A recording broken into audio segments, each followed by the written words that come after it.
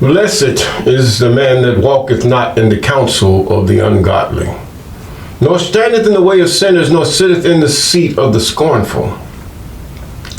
But his delight is in the law of the I am, and in his law doth he meditate day and night. He shall be like a tree planted by the rivers of water, that bringeth forth his fruit in his season. His leaf also shall not wither, and whatsoever he doeth shall prosper. Psalms chapter 1.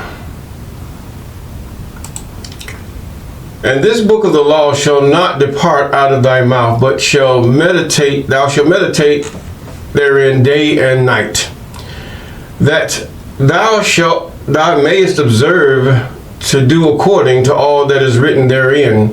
For then thou shalt make thy way prosperous, and then thou shalt have good success.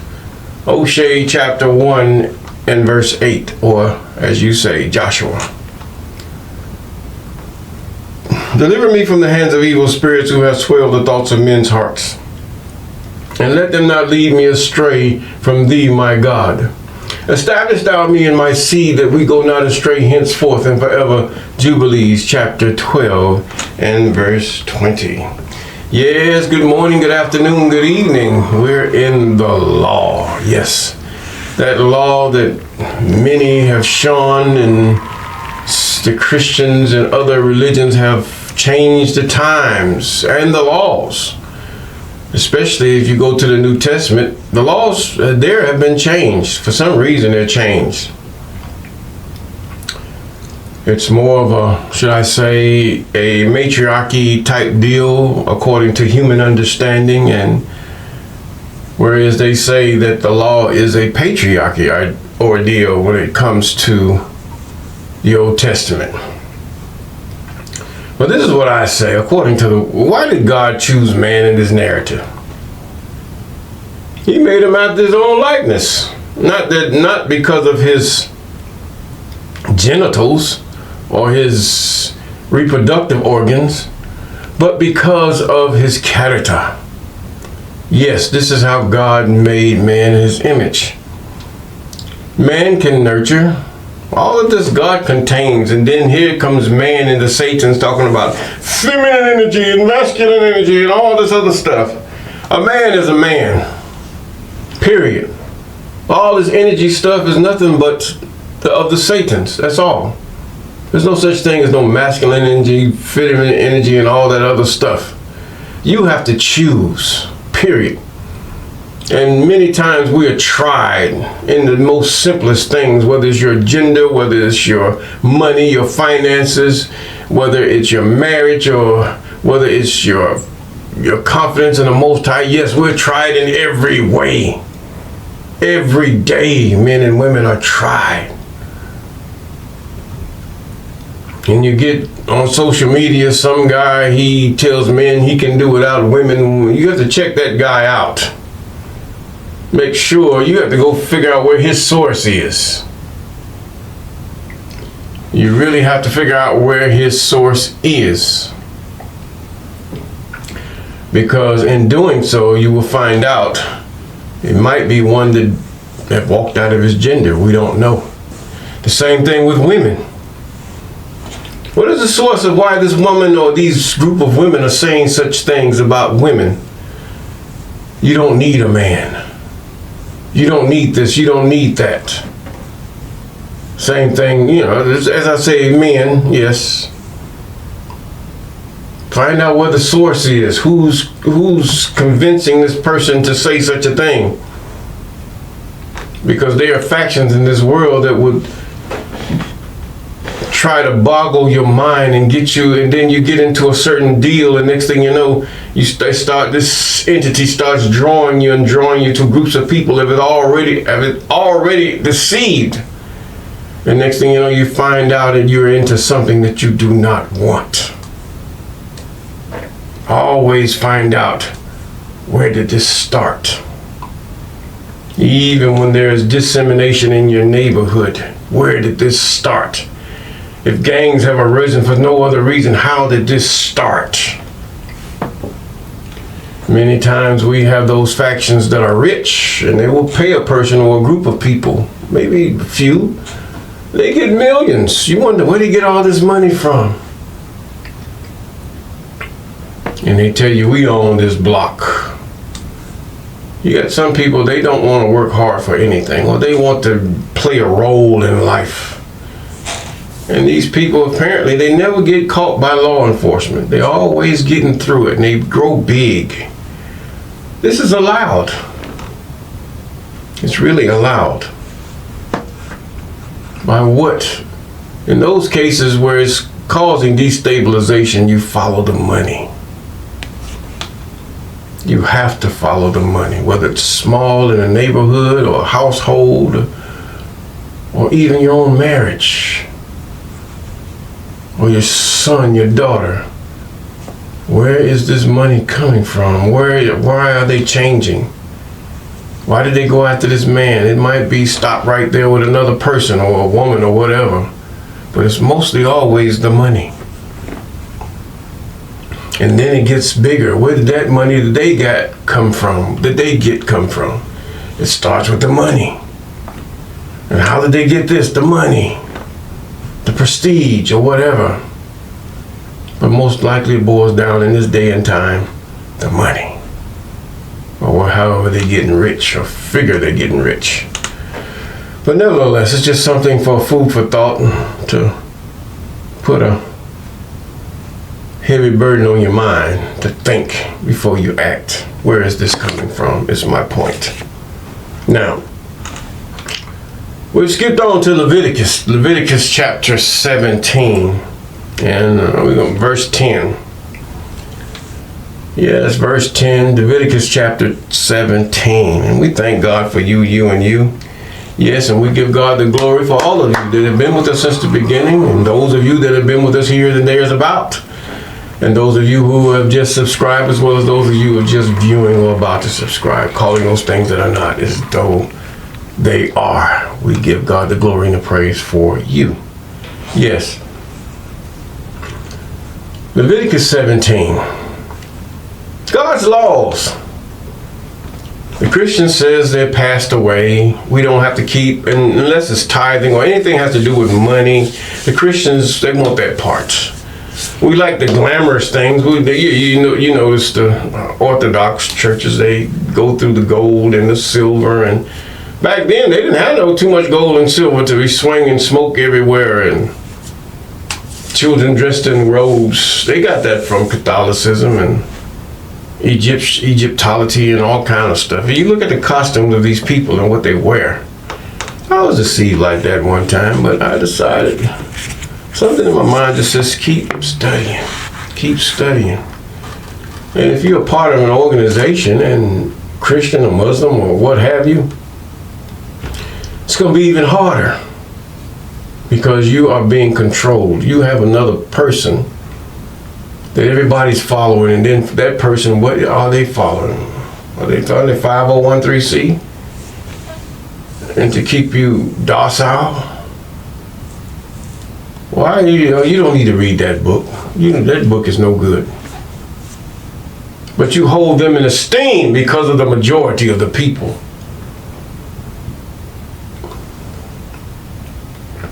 The only one we should hold in esteem is the Most High. How do we know that when an appointed person is of the Most High? The Most High's, the things the Most High does and what they say will follow. Not because we want to make it follow. Many times a person and we try to make it follow, and the prophet does not hit and miss. One thing about a prophecy, it does not hit and miss. Well, if it's of the evil spirit, it will hit and miss. When it's of a spirit not of God, it will hit and miss. Therefore, you have your monthly prognosticators, you have your witches, you have your soothsayers, you had your tarot card readers. These people, these beings that give and cause these things to be so, they are in the realm of the spirit, and many things they do know. And they will tell you half-truths. Some of them will actually tell you the truth so that you can gain more followers. But a lie is a lie. God does not, when God deals with a prophetic, a man or a woman in prophecy, it is perfect. It will come to pass every time he pushes them to speak and to tell them of something that's going to happen. If you note how the prophet told Ahab when Judah was going under, or Israel was going under famine. Still Israel regardless, whether you separate them or not. Famine. And he said, tomorrow on this day, this shall be sold for thus and such, and this and that, and thus and such, right? And he laughed at him. Man, you crazy. He said that. But then what was God doing? He was working through circumstances in the background. Well, your scientists, they will try to explain, and all these other things try to explain. But God's showing you how he may do things. What did he do? He caused them to run, to flee. I have my friend out there listening. But either way, he caused them to run and flee. Yes. But nevertheless, and they left all their victuals and all these things behind. And the lepers were there, and they saw it, and they knew there was a famine going on in the city. So they went and hid a portion for themselves so they might eat too, and then they went and told somebody about what was left, and they went and got it that night. And it was sold that morning, and what happened? The king died. Yes. You cannot, a person that's held in esteem, when God tells you something and you know it's to be true, you look at them with a crazy face. You got to be foolish. God is God, and my confidence is in the Most High. Nevertheless, we're in here again. The law. Verse 10, Leviticus chapter 17 and verse 10. And whatsoever a man that be of the house of Israel, or of strangers that sojourn among you, eateth any manner of blood.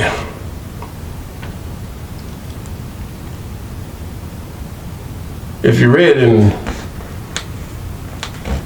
one of the plights of, I believe, Joshua,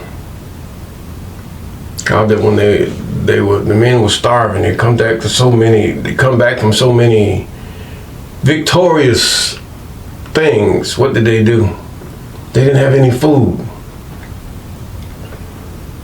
And they finally caught some animals and they ate them. They were so hungry, at least they thought they was. They ate them with the blood, and this was an abomination. And God was about to cut them off, but they stopped.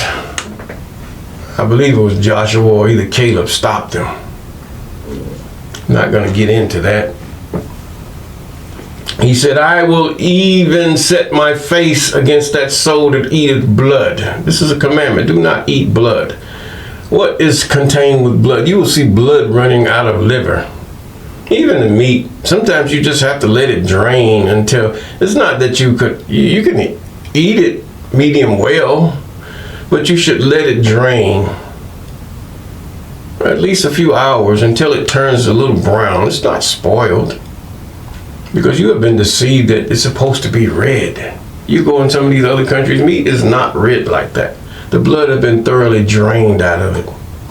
That's why it's not so red, or the food coloring or whatever they put in it. But either way, I will even set my face against that soul that eateth blood, and I will cut him off from among his people. For the life of the flesh is in the blood. Why? Because blood carries nutrients to all parts of the body. The blood is the one, if it stops, that's it. Your heart, everything. Your heart cannot pump Kool-Aid. It cannot pump water. Blood. It's fuel for carries fuel for everything. Now, We're not going to get into the details of what blood carries or how the platelet carries different things. No, this is what God says. It's the life. They were not ready for that type of in-depth knowledge anyway at that time. I will even set my face against that soul that eateth blood. I will cut him off from among his people. For the life of the flesh is in the blood. I'm in verse 11. For I have given it to you upon the altar to make an atonement for your souls. Now, what is this? Who is this for? It's for Israel. It's not for Christians. No, you have your God, Jesus. But this is for the children of Israel, those who would fall under God in Israel, not the false other religions that many follow, the majority follow, tell you the truth, because it looks good and they feel they're a community. Yes, you have things in common. The ways of death, yes. Yes, there's a way that seemeth right unto man, but the end thereof is the way of death. But you have to do in those things after the pattern that God has shown Moses, which he delivered unto Israel, even the law. Yes, now then he says, I will set my face. He said, for the life of the flesh is in the blood. He says, I have given it to you upon the altar. In other words, you sprinkle the blood upon the altar. It is the life. It cleanses. As far as God is concerned, it cleanses. The blood was one that was shed because of what? Adam, Ma, and Eve. Ama.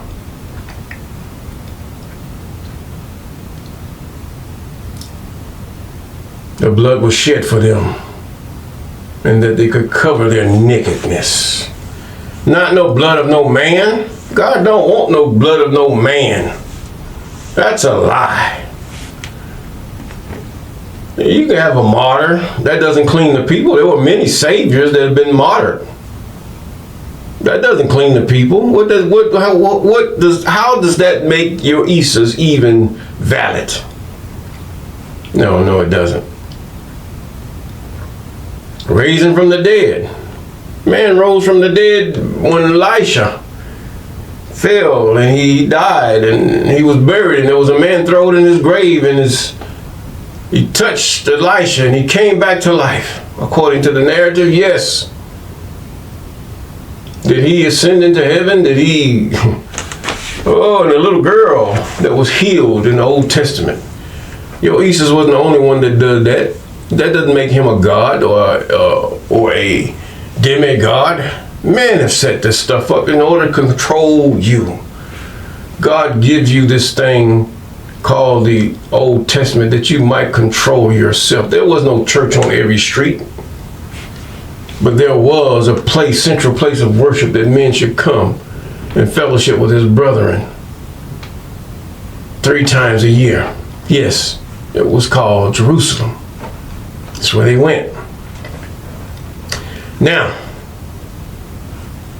therefore I said unto the children of Israel, no soul of you shall eat blood, neither shall any stranger that so turneth among you eat blood.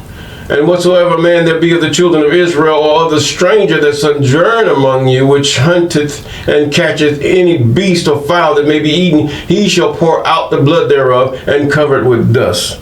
Let it drain out. Some even dry it. That's even better. For it is the life of all flesh. The blood is for the life thereof. Therefore I said unto the children of Israel, ye shall not eat the blood of no manner of flesh. For the life of all flesh is the blood thereof, and whosoever eateth shall be cut off. By what method God cuts them off, we do not know. He might give you space to repent. See, this is all we given many times in our lives, a space to stop. Stop your drunkenness, stop your adultery, stop your whoremongering, stop your whoredoms. Yes, stop. Stop your theft, stop your covetousness, stop your lying on your neighbor always because of your jealousy. Stop. Turn from your wicked ways, and he will remember those things no more. He ain't said no blood. You ain't got to confess to Jesus nothing. He said stop, is what he says. That's what repentance means. Don't do it. And with that, God will, according to your heart, he will accept your offering, even the sacrifice of praise. And every soul that eateth that which dieth of itself, in other words, roadkill. Give it to the dogs if you're going to give it to anything, roadkill. Or that which was torn of beast. Why are you going to take a beast food? I looked at you got people here in the United States will take the food of dogs could kill should I say a deer, and they'll take parts of the deer with them. It was a big deer. He said, whether it be one of your own country or a stranger, he shall both wash his clothes and bathe himself in water and be unclean until the evening. In other words, water is the cleansing flood that shall wash away all this stuff. It'll wash the blood out. Drink the water, you pee it out or whatever. But if he wash them not, nor bathe his flesh, then he shall bear his iniquity. In other words, you're going to get cut off. Period. This is what God says in verse 17 of Leviticus. We're going to go a little bit into verse 18. Now, we have to realize these laws were written in a book. They didn't have all this historical account and all that stuff. No, he didn't. He just told them what they should do in that book of the law, and yet it is hidden from us. And all we're giving is the historical accounts of what God says. We don't have the book, period. And he speaks unto them as they get ready to go out from the book that Moses wrote that contained the law. He spoke to them after the doings of the land of Egypt. Some of you are getting in, this Egyptology. This is where they dwelt at. Wherein ye dwelt, verse 3. Leviticus chapter 18, verse 3. He says, where ye dwelt. Shall you not do after the doings of the land of Canaan, whether I bring you? Shall you not do? Shall you not walk in their ways or ordinances? Many of our ancestors were taken into captivity. Some were taken here to the United States. Some were already here. Many that were here didn't know of God. They knew of the great power. And they knew the law because their fathers knew the law. All of their fathers were Shem, Ham, and Japheth. And they were taught by Noah. And he had books. So God doesn't need no introduction from anybody. Only your Isis, because nobody knows him really. So now you go on a campaign to make everybody know them. This is all folly and falsehood. He said, ye shall do my judgments and keep my ordinances. Judgments. What is the judgment? In other words, judgment is what is when you have transgressed the law. The judgment is the sentence. First, you have to be judged on whether you committed that law or not. Then, after you've been judged whether you were guilty or you're innocent, then you will be what? Sentenced. And this is what these things do contain.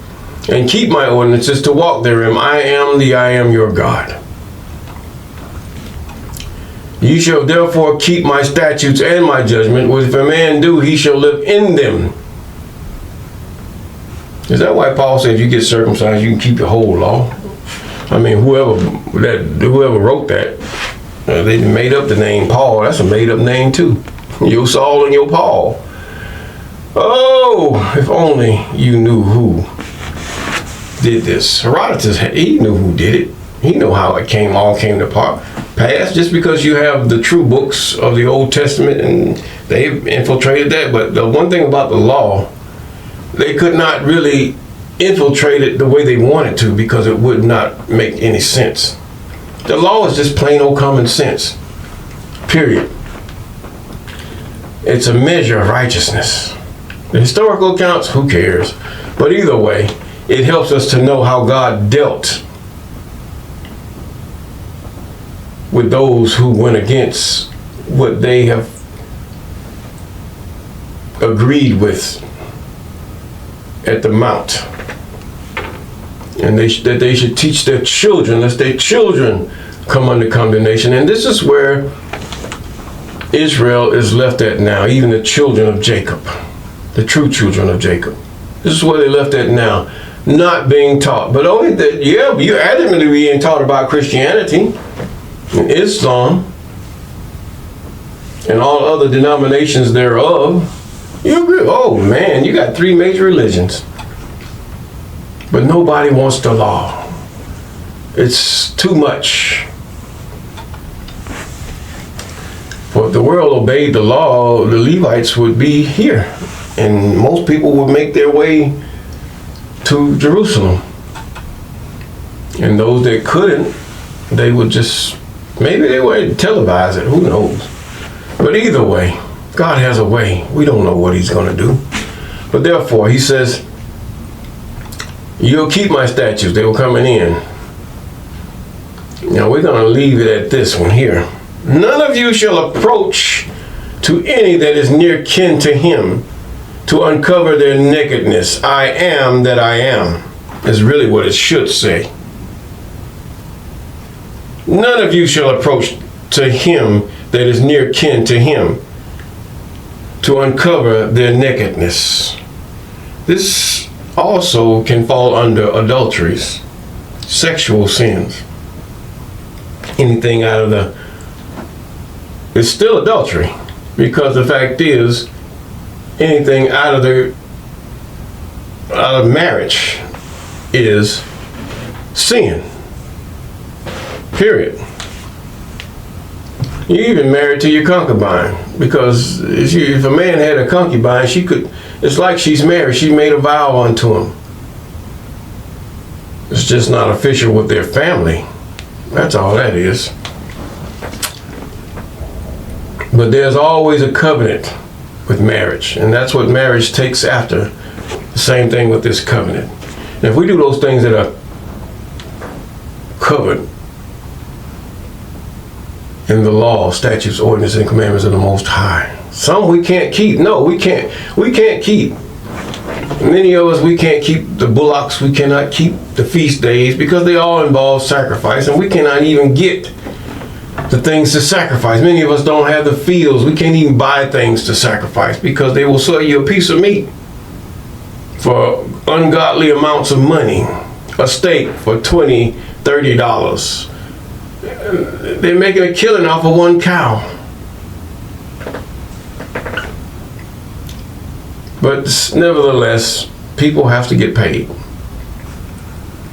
But if we do those things that we can do, as far as the law is concerned, the righteousness, our worship toward the Most High, our love toward him, not taking his name in vain, we will have peace.